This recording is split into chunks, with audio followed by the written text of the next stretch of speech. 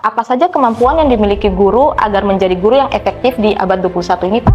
Seorang guru harus memiliki pribadi yang baik di hadapan siswanya. Dia tidak harus terlihat gagah, tidak harus terlihat tegas, tidak harus terlihat wibawa di hadapan murid, tetapi dia harus terlihat di hadapan murid adalah sebagai guru sosok yang menyenangkan. Ingat, guru yang baik adalah guru yang dinantikan di dalam kelas, guru yang dirindukan di dalam kelas, bukan guru yang dijauhi oleh siswa, bukan guru yang dihindari oleh siswa. Kemudian yang berikutnya adalah guru harus mampu menguasai teknologi.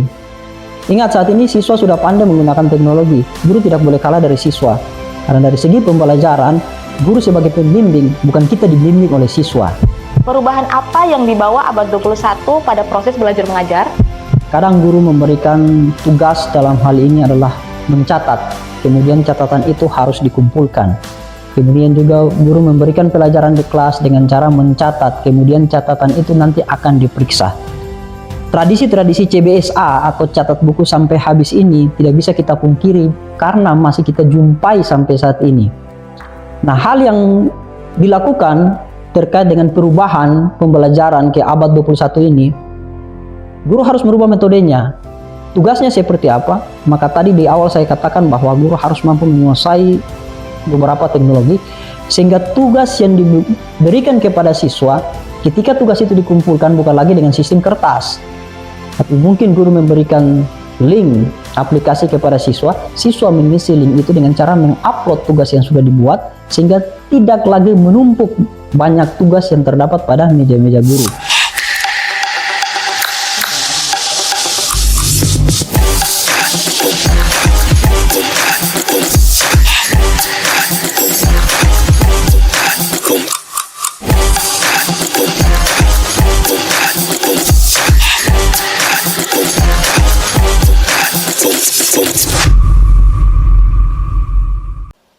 Assalamualaikum warahmatullahi wabarakatuh. Halo sahabat religi, jumpa lagi bersama saya Ila Rusmin dalam podcast Rumah Kita, Kantor Wilayah Kementerian Agama Provinsi Maluku. Pada edisi kali ini, kita akan mengulik sedikit tentang dunia pendidikan madrasah bagi guru madrasah pada pembelajaran abad 21 bagi guru madrasah di Provinsi Maluku. Nah, saat ini sudah hadir bersama saya narasumber kita, dan saya akan sapa juga beliau. Halo, Assalamualaikum Pak. Waalaikumsalam. Apa kabar Pak? Baik. Ya, sebelum saya masuk ke dalam pertanyaan-pertanyaan ini, Bapak boleh perkenalkan nama serta juga jabatan Pak? Baik, Assalamualaikum warahmatullahi wabarakatuh. Nama saya Roslim Razat Musaat. Saat ini saya bertugas sebagai salah satu staf pengajar di Madrasah Aliyah Negeri Ambon, yang juga sebagai salah satu fasilitator pembelajaran digital abad 21 dan juga berkecimpung di organisasi Ikatan Guru Indonesia Kota Ambon. Nah, baik Pak. Jadi ini ada beberapa pertanyaan yang mau saya tanyakan. Apa itu pembelajaran abad 21? Baik. Pembelajaran abad 21 itu sendiri adalah merupakan pembelajaran gabungan daripada pembelajaran literasi yang selama ini sudah berlangsung secara beberapa generasi, yang beralih dengan pembelajaran teknologi. Yang perlu kita ketahui bersama bahwa pada pembelajaran era sekarang ini, guru dan siswa diperhadapkan dengan berbagai macam perkembangan teknologi yang ada, baik itu handphone, laptop, ataupun peralatan dan perlengkapan lainnya. Olehnya itu, pada pembelajaran abad 21 ini sendiri adalah gabungan daripada pembelajaran tradisional yang selama ini seringkali dilakukan dengan pembelajaran modern. Baik Pak. Jadi bagaimana model pembelajaran yang tepat dalam menghadapi tantangan abad 21 ini Pak?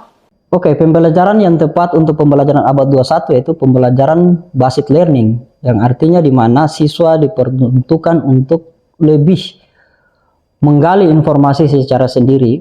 Selama ini kan guru itu sebagai pemberi informasi, tetapi kalau pada abad 21 ini sendiri, siswa yang mencari tahu informasi, menggali informasi, serta menemukan solusi daripada informasi yang dia dapat.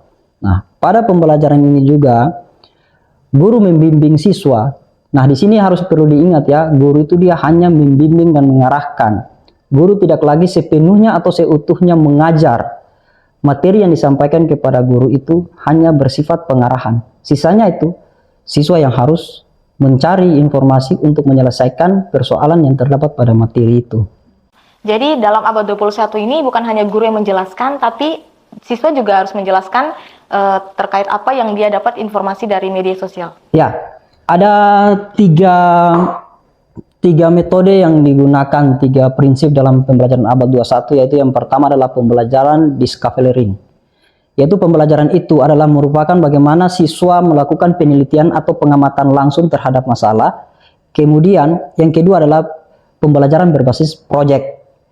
Nah, hasil daripada pengamatan itu kemudian dibuat menjadi sebuah proyek untuk bisa ditampilkan atau dipublik bagi khalayak umum lainnya. Dan yang ketiga adalah pembelajaran berbasis kolaborasi, yaitu menggabungkan discovery, project, dan pembelajaran lainnya menjadi satu konsep pembelajaran di kelas. Oh ya, baik Pak. Memang ada metode-metode dalam pembelajaran abad 21 ini. Untuk pertanyaan selanjutnya Pak, mengapa penting dikembangkannya kemampuan dan keterampilan siswa di abad 21 ini Pak? Baik, yang pertama yang harus kita ketahui bersama, selama ini guru sering masih berpikir yang bahasa lainnya tuh masih berpikir yang kemarin-kemarin.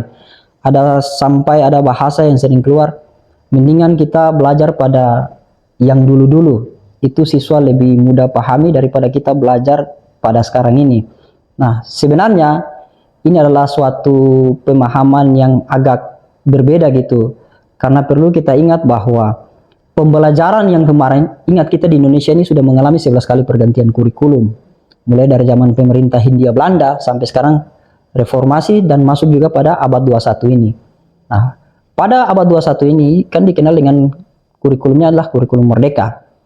Nah, di mana harus kita ketahui bersama bahwa siswa pada zaman dahulu itu belajar hanya menggunakan metode ceramah yang disampaikan oleh guru dengan sistem catat pelajaran.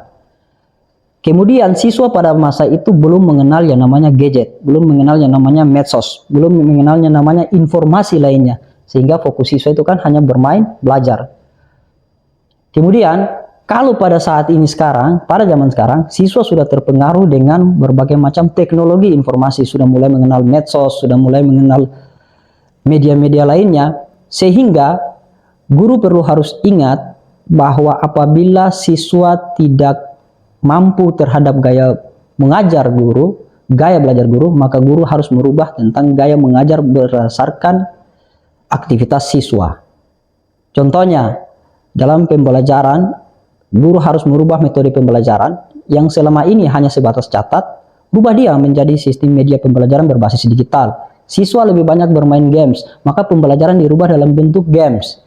Dibuat aplikasi-aplikasi yang sudah disediakan oleh berbagai macam fitur yang ada, rubah pembelajaran itu dalam bentuk game sehingga siswa terlibat aktif dalam proses pembelajaran itu.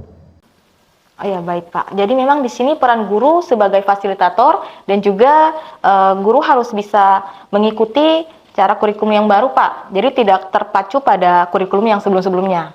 Nah, untuk pertanyaan selanjutnya, apa saja kemampuan yang dimiliki guru agar menjadi guru yang efektif di abad 21 ini Pak? Oke, yang pertama, guru harus memiliki kemampuan pedagogik, yaitu kemampuan menguasai bahan ajar. Entah itu bahan ajar berbasis kertas ataupun bahan ajar berbasis digital, itu harus dikuasai oleh guru. Kemudian yang berikutnya adalah kemampuan kepribadian. Seorang guru harus memiliki pribadi yang baik di hadapan siswanya.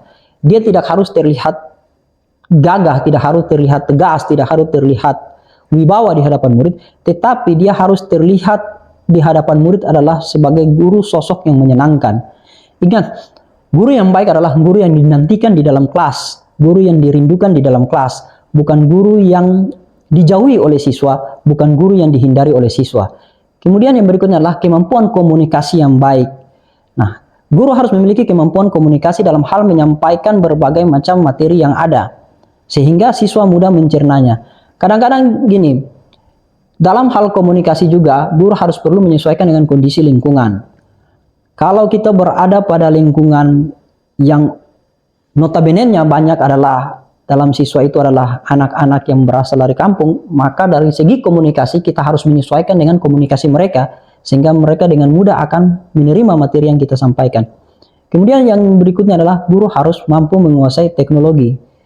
Ingat, saat ini siswa sudah pandai menggunakan teknologi. Guru tidak boleh kalah dari siswa. Karena dari segi pembelajaran, guru sebagai pembimbing, bukan kita dibimbing oleh siswa. Oh ya, begitu Pak ya. Jadi memang guru harus melihat juga potensi yang dimiliki siswa, dan dengan begitu guru harus juga bisa mengkolaborasikan potensi yang dimiliki siswa dengan perkembangan teknologi saat ini, sehingga siswa mampu memiliki kemampuan yang komprehensif, begitu Pak? Iya. Pertanyaan selanjutnya Pak, perubahan apa yang dibawa abad 21 pada proses belajar mengajar? Ya, ada banyak sekali perubahan yang bisa kita jumpai yang selama ini kita seringkali terjadi dalam setiap madrasah yang ada. Kadang guru memberikan tugas dalam hal ini adalah mencatat, kemudian catatan itu harus dikumpulkan. Kemudian juga guru memberikan pelajaran di kelas dengan cara mencatat, kemudian catatan itu nanti akan diperiksa. Tradisi-tradisi CBSA atau catat buku sampai habis ini tidak bisa kita pungkiri karena masih kita jumpai sampai saat ini. Nah, hal yang dilakukan terkait dengan perubahan pembelajaran ke abad 21 ini, guru harus merubah metodenya. Tugasnya seperti apa? Maka tadi di awal saya katakan bahwa guru harus mampu menguasai beberapa teknologi, sehingga tugas yang diberikan kepada siswa, ketika tugas itu dikumpulkan bukan lagi dengan sistem kertas, tapi mungkin guru memberikan link aplikasi kepada siswa, siswa mengisi link itu dengan cara mengupload tugas yang sudah dibuat, sehingga tidak lagi menumpuk banyak tugas yang terdapat pada meja-meja guru. Kemudian juga dalam penyampaian pembelajaran, di sini ingat pembelajaran abad 21, saya ulangi sekali lagi, pembelajaran abad 21 bagi para guru madrasah, kita harus sering berkolaborasi, lebih sering untuk bagaimana membuat siswa itu dia senang di dalam ruang kelas. Dengan cara apa? Sering-seringlah melakukan ice breaking dan sering juga melakukan refleksi. Tujuan daripada refleksi itu satu adalah bagaimana kita mengetahui kata hati siswa. Kita bagaimana mengetahui siswa itu mengerti tidak apa yang kita sampaikan. Kita mengetahui apakah siswa itu dia senang dengan kita atau tidak. Karena dengan refleksi kita bisa melakukan evaluasi untuk memperbaiki pola mengajar kita. Ya, jadi garis besarnya di sini adalah kolaborasi ya Pak, antara guru dengan siswa. Siap. Sehingga bisa melihat potensi yang dimiliki siswa tersebut. Ya. Apa tantangan yang dihadapi guru dalam pembelajaran abad 21 ini Pak? Ya, tantangan yang pertama ya mungkin adalah dari segi upgrade guru itu sendiri. Kadang-kala gini, guru tidak mau keluar dari dia punya zona nyaman. Satu, guru masih berpikir bahwa saya merasa nyaman dengan cara mengajar seperti ini karena menurut saya cara mengajar yang saat ini saya sampaikan ke siswa bagi saya itu nyaman. Tetapi kita tidak pernah berpikir bagi guru itu nyaman, tetapi bagi siswa itu dia tidak nyaman. Kadangkala ketika guru berbicara di kelas, siswa tidur di belakang. Kadangkala guru berbicara di kelas, siswa bercerita di belakang. Nah, ini yang harus kita lihat persoalannya. Bagaimana cara merubah itu? Mindsetnya itu yang harus kita rubah. Metode yang harus kita rubah. Cara yang harus kita rubah. Maka pada pembelajaran abad 21, sekali lagi, guru harus memanfaatkan berbagai macam fitur aplikasi yang ada yang sudah disediakan untuk bagaimana bisa menyusun bahan ajarnya sehingga proses pembelajaran itu dia bisa menyenangkan di dalam kelas. Iya, baik Pak. Jadi apa kendala utama dalam implementasi pembelajaran abad 21 ini Pak? Kendala utama mungkin gini, yang pertama bagi madrasah-madrasah yang berada di luar kota Ambon, mungkin kendala utama yaitu adalah ketersediaannya perlengkapan elektronik berupa laptop, kamera, dan lain-lain, atau juga kepemilikan handphone bagi siswa. Karena gini, rata-rata ada sebagian madrasah di Ambon, saya kasih contoh Man Ambon, MTS Madrasah Negeri Ambon sudah mulai menggunakan beberapa metode pembelajaran digital, di mana handphone siswa itu kita bukan jadikan dia sebagai salah satu penghambat dalam proses KBM, tetapi kita manfaatkan handphone siswa itu sebagai media pembelajaran pengganti buku. Dengan cara apa? Guru menyusun buku elektronik, e-book atau dikenal dengan e-book, elektronik buku. Buku menyusun itu, guru menyusun itu, kemudian aplikasi itu di-share melalui link kepada siswa. Siswa melihat atau memantau langsung dari handphonenya masing-masing, sehingga siswa memanfaatkan HP itu sebagai media ajar. Nah, tantangan lainnya adalah guru kurang mengupgrade dirinya untuk bagaimana menguasai alat-alat komunikasi itu, baik laptop maupun media-media lainnya, sehingga hal ini menjadi salah satu kendala untuk bagaimana guru bisa mampu berkolaborasi dengan siswa. Maka di sini harapan saya bagi Bapak Ibu guru sekalian yang berada pada madrasah, tidak ada kata istilah bahasanya kita sudah tua jadi nanti kasih kepada guru-guru yang muda, tidak.